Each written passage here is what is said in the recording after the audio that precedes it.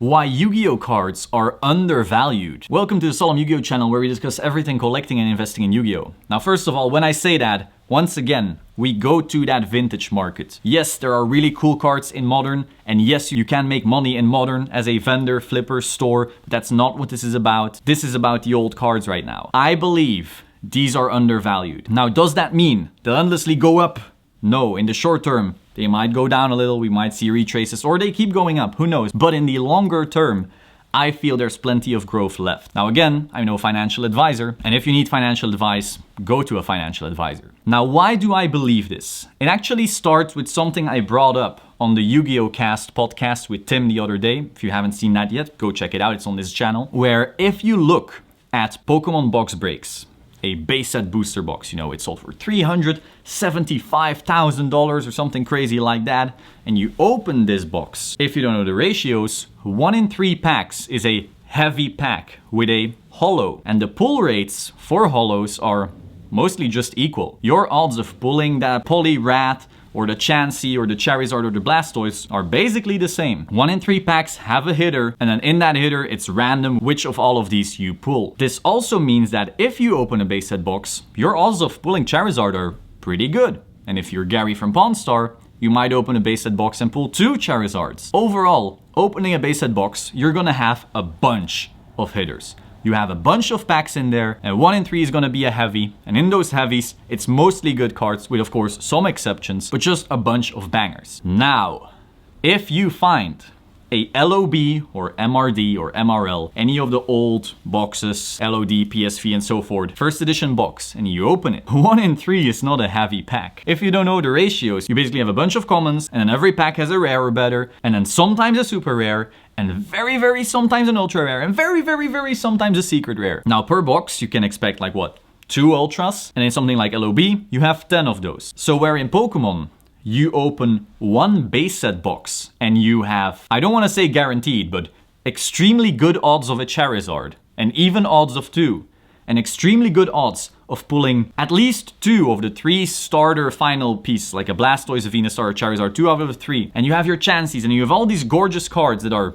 all very good. Of course, the expected value of the box is always going to be lower than the sealed box. That's just how it works. You can't have actual arbitrage, or the arbitrage over time will go away. But you are expected to have solid pulls. Arbitrage doesn't exist, but you can get quite close, reliably. If you go to Yu-Gi-Oh, however, and you open your LOB box of 20,000 or however much you paid, what can you expect? Well, you'll get a polymerization. I find that a cool card. But it's not a Blastoise. Maybe you have a Celtic Guardian. Okay, but still not a Blastoise or an Alakazam. Sorry. Even though, again, I love that card, I would take it over those any day. But it's not the same level of hit. You will get, in your entire box, 2 Ultras. And those are the chase cards. That's where you find your Blue Eyes, your Dark Magician, your Red Eyes. But what are the other Ultras? Well, you have Monster Reborn, which is arguably part of the Power 5. That's a cool hit, but it's, again, not a Blastoise. I would take it, but on a stream, that is not the chase card. You are looking for your Red Eyes, Dark Magician, Blue Eyes. Well, what are the odds? Well, 2 in 10, you have 3 of those. Your odds of pulling 1 of those is pretty okay. But imagine if you opened a base set Pokemon box and you had to tell your viewers, well, we're gonna open our 36 or however many packs, and 1 of them might be Blastoise. Or maybe we just have 2 Poliwraths and that's all. Wow, what an exciting box. Do you think people are gonna be happy with those pulls? I don't think so. You could open an LOB box and not have any Red Eyes, Dark Magician, or Blue Eyes. Your Ultras might be an Exodia arm and an Exodia leg. If that is the Ultras from your box, that is not exciting. Now, if you're watching this video, you're thinking, wait, how are these cards undervalued if opening an LOB box has so many odds of giving you shit cards? Well, it means the not shit cards are far more rare than people realize. Because again, all it takes for Pokemon to add 3, 4, 5 maybe really good hits to their population is opening a base set box. In Yu-Gi-Oh, if you open an LOB box, all it takes for really good hits is luck. Maybe you get 2 more limbs. And again, I love Exodia. I'm still getting my set together. I mean, 3 out of 5 right now. And together, that's a really cool thing to have. But when you open a 5-figure box, you are not hoping to pull 2 legs. You are hoping for your blue eyes. But blue eyes is 1 in 5 boxes in Yu-Gi-Oh! On average, whereas in base set Pokemon, it's just 1 out of 1 for your Charizard. So getting valuable single cards is super hard. The high-end Yu-Gi-Oh! Cards are far more rare than the high-end Pokemon cards. Again, 2 Ultras in a box. It's not a lot. Most of your box is gonna be regular rares, like Fisher. Whoa, Fisher, or Trap Hole. And again, Trap Hole, cool, iconic cards, but it's not a fucking Venusaur, it's not an Alakazam, it's not a Mewtwo. Most of your cards are gonna be non-exciting pulls. And so the population of the actual high-end ones is far smaller and can't increase as much. Now, of course, we're currently not talking about the amount of sealed boxes of either still in existence. It's impossible to really track that if we're being honest. But you do have to be mindful of that. You have to be mindful of how many of these iconic cards are still able to enter the population. And so be very aware. Some of these old school iconic cards might be far harder to get than some people are giving it credit for. Now, another point I want to make is that for the longest time, Yu-Gi-Oh! Actually wasn't taken seriously as a collectible or investment, as some people may want to call it. For the longest time, people were like, oh, it's Magic only. You know, Magic, there you have the Black Lotus and the Power 9. Yu-Gi-Oh! Doesn't have that. Pokemon doesn't have that. For the longest time, people did not take Pokemon even seriously.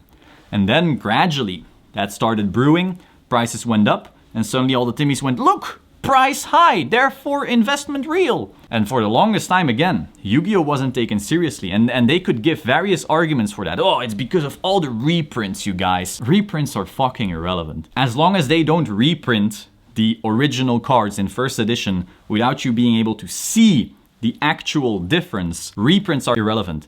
They can make 20,000 new Blue Eyes White Dragons. It will never, ever have effect on the first printings of those cards, because collectors who are after the old school cards don't give a fuck about the 20,000 other ones. Again, Pokemon has reprinted their stuff plenty. There are hundreds of Charizards, and yet the base set one is still extremely valuable. And then someone might say, hey, no. These other Charizards are different art. Well, Evolutions looks plenty like it. It's not the exact same. They are still different enough that collectors can see the difference. But again, that's the same in Yu-Gi-Oh! You can still look at the set numbers and the foils and all of these other factors. So these reprints don't matter. You can keep on making arguments for why Yu-Gi-Oh! Is not a real collectible like Magic and Pokemon, but it's just because it's younger. And now we're starting to see that turn. People are starting to realize. But when people realize, it's gonna start to be too late, because the prices are just gonna move up and people get priced out. And then you miss the boat. That's actually a very important thing to realize. As long as people still believe that Yu-Gi-Oh! Isn't like Magic, that means there's a lot of population that still hasn't caught on that it might just be like old school Magic. Now, not exactly the same. Again, you could say, oh, Alpha had way less printings, blah, blah, blah. We could get into that debate, sure. But as long as there's a lot of people not taking it seriously, that means that over time, there are still a lot of people that can start taking it seriously. And that is extremely important. As long as everyone's still saying Yu-Gi-Oh's not the same, it's not the same value, that means there's still buying season. That means there's still cards that you can buy that there's at least 100,000 people not bidding on yet that could in the future. Again, not saying that every single person in the world that knows Yu-Gi-Oh! Is gonna be a collector. Collectors are still a small sliver of the population. But just be aware of that. As long as the attention isn't all zoomed in on your thing yet, that means that there is still potential for such attention to zoom in on your thing. It's only when Magic as a collectible or investment started to become serious for people that all those prices moved up even more, because it's a feedback loop. The more people take it seriously, the more people are willing to spend money on it, which means they start bidding on the prices and stuff goes up. For the longest time, Yu-Gi-Oh! Wasn't seen the same way, so there was no bidding, so the things didn't go up.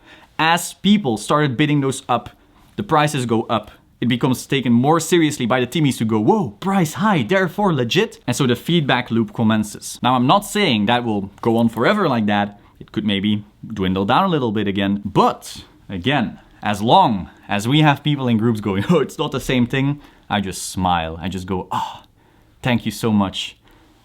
Baby, I love you. I love you so much. Yeah, it's not the same thing. Seriously, all of you, keep saying that. It's not the same thing. You keep doing you. I'll go buy my stupid cards. But again, no one can predict the future. Who knows? Who knows? We'll see some retracing, some cool-offs. That's all fine. But longer term, I feel a lot of these cards, not necessarily all, but a lot of these cards are extremely undervalued. Now, going back to that base comparison, this is not me saying, hey, look at all these LOB commons, go buy them up. It's the same as in Pokemon, I want to say. There's people who think, oh, well, I'm priced out of the first edition Blue Eyes or Red Eyes or Dark Magician or even Exodia Limbs and so forth, so I'll just buy this fucking Larva or Petite Moth or whatever the hell, and that is gonna go to the moon as well because it's all in LOB. Well, no, because the cards that I just mentioned that are so hard to pull are hard to pull compared to Pokemon. Commons are not harder to pull.